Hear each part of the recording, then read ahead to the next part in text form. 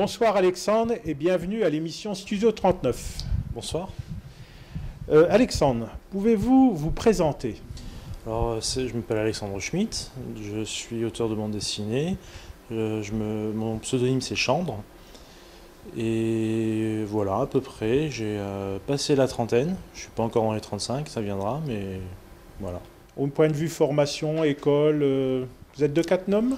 Non, je suis de Thionville, et en fait, j'interviens à Cattenom. On en parlera tout à l'heure par rapport à CLC. Et au niveau formation, en fait, j'ai fait une école sur Lyon, donc après le bac, qui se passait sur 4 années. Alors je voudrais savoir si la bande dessinée, c'est votre métier ou un hobby? Non, là, c'est mon métier, en fait. Donc les 4 années de formation que j'ai eues m'ont permis d'avoir un bagage suffisant au niveau connaissance en dessin, et au niveau narratif également. Et après, il faut trouver du travail. C'est vrai que c'est un métier où on est à la maison, pour la plupart du temps, mais par contre, il faut aller démarcher pour pouvoir trouver du travail. Donc ça prend quelques années en principe. Mais comment on devient illustrateur de bande dessinée alors? Pour moi, c'était déjà une envie depuis tout petit, puisque je lisais pas mal de bandes dessinées, de magazines, aussi d'albums, par intermédiaire de mon frère qui me les prêtait, ou que je lui piquais discrètement. Et après, j'ai jamais perdu de vue ça, quoi. Donc en dessinant de mon côté, après en faisant du fanzine, en faisant des études, et puis tout doucement on progresse, quoi. Alors je voudrais connaître les écoles qui forment à la bande dessinée. Tu m'as parlé d'une école à Lyon, mais je suppose qu'il y en a d'autres. Oui, il y en a plusieurs, hein. Il y a pas que des écoles, hein, mais principalement il y a les Arts Déco à Strasbourg, il y a l'école d'Angoulême, les Beaux-Arts d'Angoulême, et moi j'ai fait une école qui s'appelle Émile Cole.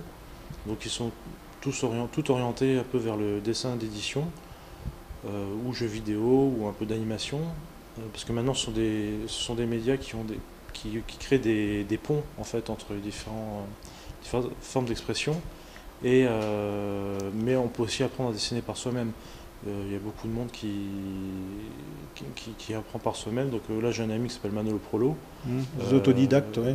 Voilà, c'est autodidacte, ça met peut-être un peu plus de temps au départ, mais on a tout de suite une écriture qui est propre à soi. Les écoles permettent de gagner quand même beaucoup de temps, mais après il faut essayer de trouver son écriture. Quelle technique de dessin tu utilises pour les bandes dessinées? Moi je travaille exclusivement à la main. L'ordinateur j'utilise pour scanner, pour envoyer, pour faire les corrections par rapport à l'éditeur, mais tout simplement parce que je ne me sens pas à l'aise avec l'outil informatique. Mais ça reste quel que soit l'outil, le principal c'est qu'on raconte. Mais tu trouves où l'inspiration? L'aspiration, c'est pas vraiment aspiration qu'il faut.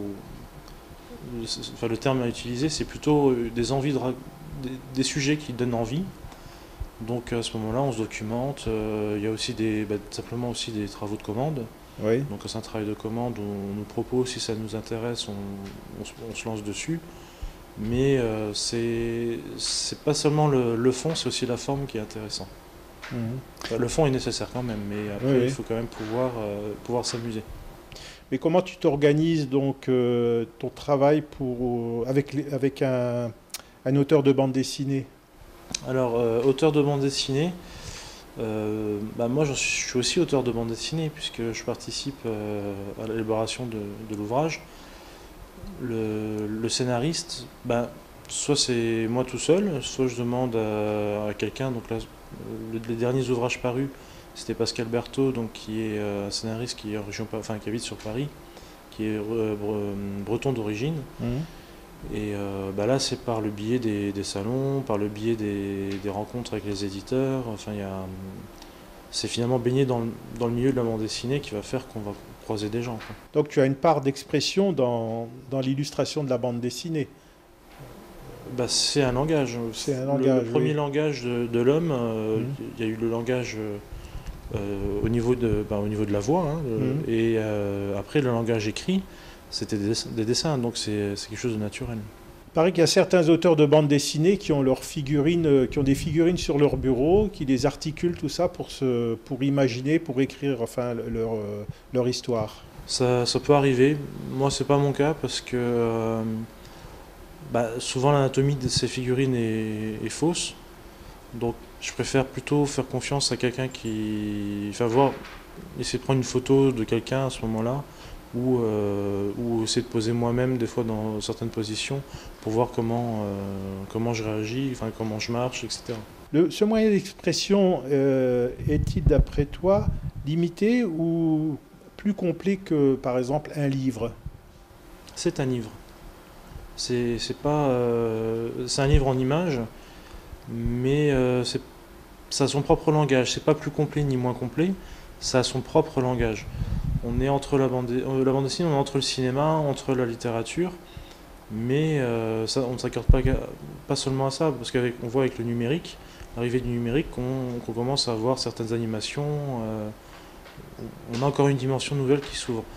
Moi, c'est sûr que pour le moment, je ne m'intéresse pas à ça, parce que comme je disais, je suis pas à l'aise avec l'outil informatique, mais il y a des choses qui sortent déjà qui sont réellement intéressantes. Oui. La bande dessinée permet-elle d'exprimer des subtilités différentes ou impossibles à traduire avec d'autres médias? Dans la forme actuelle, la bande dessinée, c'est sur papier. Donc on est libre en tant qu'auteur de choisir le cadrage, de choisir enfin, la séquence. On peut faire plein de choses sur une simple feuille de papier, tandis que par exemple le cinéma, ou la télévision, on est toujours sur une même forme d'image. Même si on varie les plans, le cadre, lui, ne change pas. La bande dessinée, par contre, permet cette liberté. Oui. Est-ce que tu as créé une bande dessinée qui te permet de t'exprimer librement? Oui et non. Enfin, je mets toujours un petit peu de moi dans mes travaux. Maintenant, il y a des choses qui me tiennent un peu plus à cœur. Effectivement, j'ai un petit ouvrage qui s'appelle Régis et Théo, où là, c'est l'histoire de mon chien et mon chat. C'est des histoires très pipi-caca, mais moi, ça m'a fait rire et apparemment, ça fait rire un petit peu de monde dans les lecteurs. Donc là-dessus, oui, mais c'est pas un projet, on va dire, d'auteur avec un grand A. C'est plus une petite cour de récré. Ouais. Est-ce que tu aurais des conseils ou des astuces à donner pour ceux qui veulent se lancer dans la bande dessinée? Carnet croquis, mais pas pour faire simplement du décor, pour noter plein d'informations. Noter quelqu'un qui marche dans la rue, noter un décor. Et aussi faire attention un peu à tout ce qui nous entoure, raconter des choses. La bande dessinée, on est vraiment dans le raconter. C'est en cela qu'on est très proche du livre et du cinéma. C'est que il arrive quelque chose. S'il n'y a pas d'histoire, on a peut-être une belle image, mais le livre, on le refermera assez vite. Et maintenant, au sein de CLC, Catnum Loisirs Culture, quel est ton rôle? Alors, j'anime un atelier de peinture le lundi après-midi et un le lundi soir avec d'autres animateurs, donc Joël Leric, Nathalie Bernard ou Jean Villaume. Et j'interviens vraiment pour guider les gens dans leurs travaux, dans leur peinture. Vous travaillez sur quel support? Du papier, autre? Je sais pas. Les gens viennent avec des toiles. Après, c'est à l'envie. S'ils ont envie d'essayer d'autres choses, il n'y a pas de souci. Moi, je suis là pour voir avec eux si c'est faisable, justement. Est-ce que vous avez décelé des talents parmi les gens que vous formez actuellement? Des espoirs en peinture ou des gens très doués? C'est des amateurs éclairés. Donc, ce sont des gens qui se font plaisir. Et effectivement, de temps en temps, il y a des petites choses où on a envie de pousser un peu plus loin parce que on voudrait voir... on voudrait voir l'étape suivante, en fait, on voudrait voir la petite marche au-dessus, et des fois on a envie de pousser un petit peu derrière. Est-ce qu'il y a des projets de réalisation à CLC aussi autour de la peinture? On a la Biennale là, qui s'approche grandement. Oui, c'est début avril, il me semble. C'est début avril, c'est du 2 au 7 avril, et puis on organise aussi des stages de croquis, donc le prochain il sera aussi au mois d'avril, 16 et 17. Me semble-t-il. Donc là, c'est sur 2 après-midi. Pendant la Biennale, il y aura d'expositions, vente de tableaux, des choses comme ça? Alors voilà, la Biennale, c'est un concours donc, qui a lieu tous les 2 ans, comme son nom l'indique, et qui est ouvert en fait à tout le monde. Donc aussi bien aux gens de CLC qu'à l'extérieur. Donc on a des gens qui viennent suivant les années. Il y en a qui sont déjà venus du Luxembourg, il me semble qu'il y en a 1-2 personnes qui sont déjà venues d'Allemagne. Après Metz, on va dire sur le sillon lorrain, principalement sur le sillon lorrain, et le jury détermine en fait des prix, et après c'est ouvert vraiment à tout le monde, quoi. Les gens peuvent vendre s'ils le désirent. Le but c'est pas d'exposer pour vendre, le but c'est simplement tout simplement d'exposer au départ, quoi. C'est une manifestation qui est reconnue dans la région, le biennale de Cattenom. C'est quelque Bah, chose de vu que le qui sort de casino, l'ordinaire. peut-être pas de l'ordinaire, parce que d'autres font aussi leurs expositions, mais le casino souvent est toujours plein, donc je pense qu'effectivement sa, sa renommée est suffisante par rapport à la salle de toute façon, quoi. D'accord. On a souvent des difficultés pour placer tous les tableaux. Donc là, l'intérêt aussi, c'est pour les gens, c'est de voir déjà des amis, des connaissances qui exposent et voir aussi d'autres choses qui peuvent sortir de l'ordinaire Oui. et qui peuvent aussi être une fenêtre sur des envies, quoi.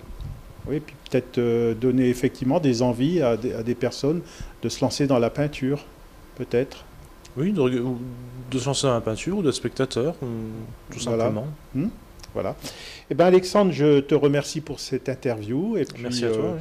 je donne rendez-vous aux téléspectateurs pour une prochaine émission de Studio 39. Bonsoir à tous. Bonsoir, Bonsoir. Alexandre. Bonsoir.